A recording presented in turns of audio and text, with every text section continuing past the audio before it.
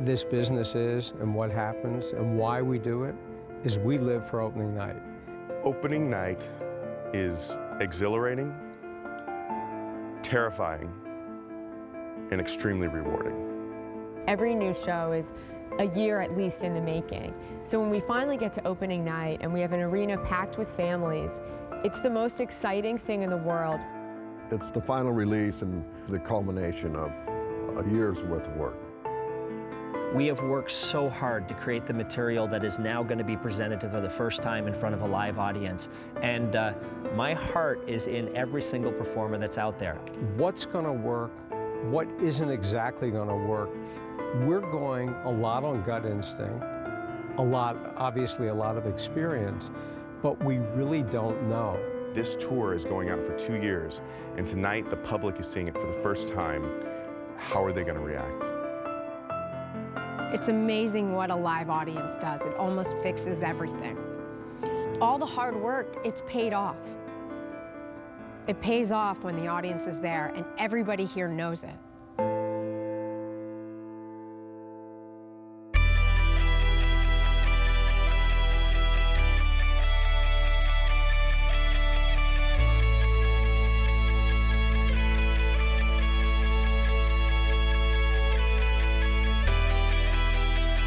Well, creating the greatest show on earth is like creating the perfect dish.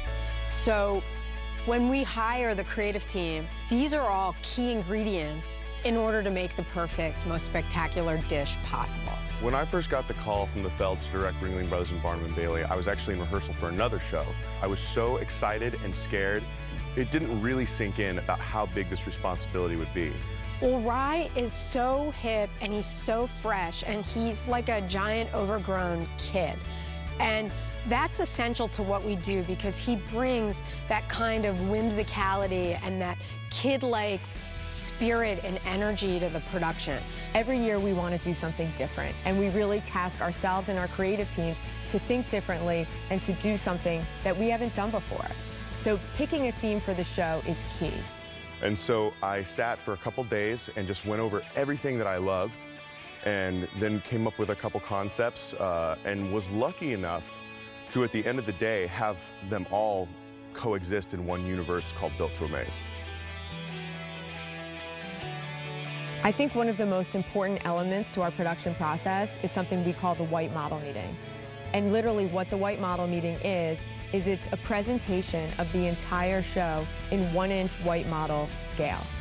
For me, it's actually one of my favorite parts of doing the circus because the creative team comes in front of the entire company of Ringling Brothers and Barnum and Bailey and has to pitch the show to everybody and basically reveal all the designs for the show and just hope that things get approved. And this presentation was fun because I was able to actually put on a live performance for the white model, which I had heard had never been done before.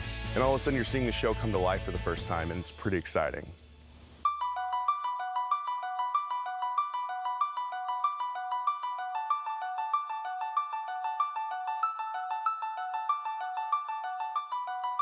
The 6 weeks of rehearsal of Ringling Brothers, Barnum and Bailey every year is the most exciting time of the year for me. It's when everything that you've worked, planned for a year or sometimes a year and a half comes to fruition, and you've got to make it happen. It's non-stop rehearsal for over 6 weeks, and it's the only thing we can do to put the show up in that amount of time. So it is literally one of the most challenging experiences of a director's life because all you're doing is sitting there going, I need more time, I need more time, I need more time.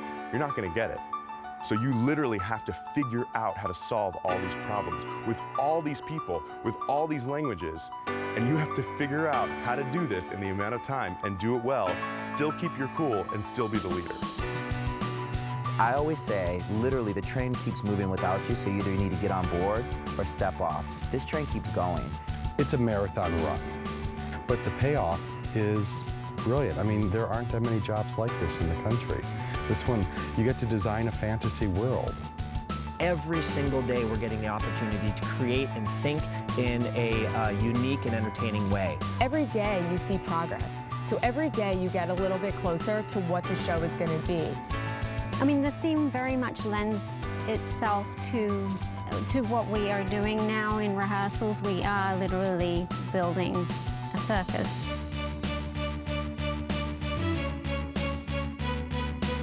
Every night after the day's rehearsals, we have a production meeting with the entire creative team as well as the production staff and all the department heads from the show. Everybody asks their questions or gives their notes or concerns from the day. What's really good about the production meetings is that we are all on the same team. We're all in this room to create the best show possible. I've been involved in hundreds of productions, and the producers are always pretty heavily involved. But I've worked on productions where producers just want to be hands-on for the sake of being hands-on, and they actually are more of a hindrance than a help. But I've worked with Felds on so many shows, and I honestly couldn't do it without them. It can be such a blessing to have producers that are so involved in the process, because one thing I love about the Felds is they're very clear on what it is they want and what their audience likes. Their experience in the world of circus is so deep. Nicole and Alana have been here since their birth. So the only thing they can bring to the table is more experience and more knowledge of things that I don't know about. When they tell you their opinion, if you listen to it carefully, you understand how they're shaping their product. They're more like movie producers. They are involved in every facet of the production. They also know that a change takes a certain amount of time, takes a certain amount of money, takes a certain amount of everyone being flexible to do it. You sort of lay it all out, you figure out how you're going to do it, what the costs are, you implement it, and they are smart enough to know that it's going to take some time. I like them. I really do.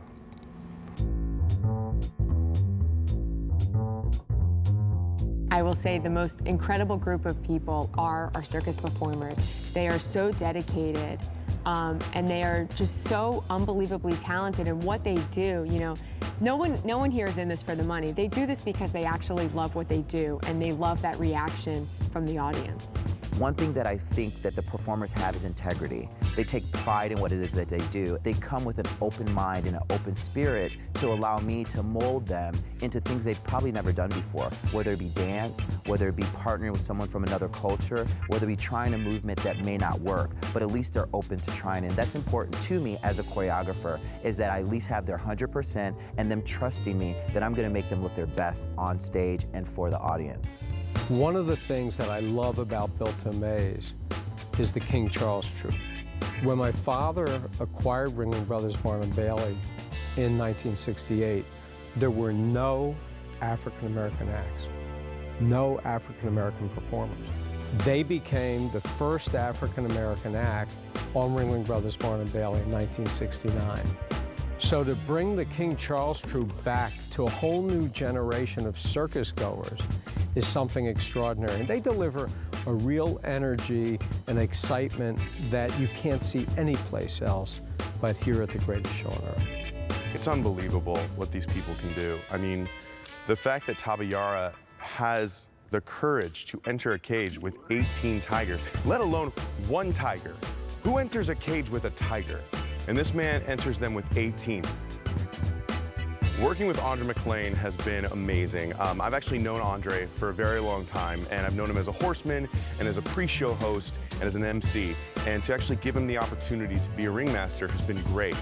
The ringmaster actually dates back over 100 years, and what it was originally was a man on horseback in a tux and tails that would lead the Liberty horses in an act. And for the first time, we're bringing back a ringmaster that actually rides a horse. And so we use that a lot in the show to really bring back that tradition, bring back some real old school stuff in a contemporary way. We are so pleased to have brought Alex and Irina from Russia to make their American debut here at Ringling Brothers Barnum & Bailey Built to Amaze. They are funny, they move, they dance, they work with animals, they have big, great ideas, and they're so smart and so talented that it's just been a delight working with them on the entire creative process so that we could sculpt and mold a show around their personalities. Other acts in the show that inspire so much awe in me are people like the Negre Troupe. These guys are war horses. They are Olympic-trained athletes. And just to watch them do what they do, and they have so much pride in their work, it's inspiring. And then you take someone like Eliana, who is the youngest female human cannonball in the world, and this is a young girl who's in a cannon and shoots herself across an arena. The danger involved in these acts is unreal. I mean, like Dima and Nadia, who are one of our aerial display, they do an iron jaw act where he literally has his wife hanging from his mouth while they do aerial tricks. These are the real deal. These are people whose circus is in their blood. They know exactly what to do, they know their role, and they know that they have to get it done no matter what, because the show must go on.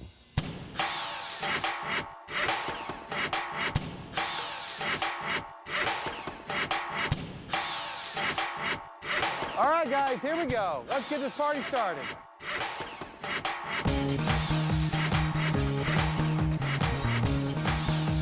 Built to Amaze takes your breath away. It is a riot of color and spectacle and sparkle.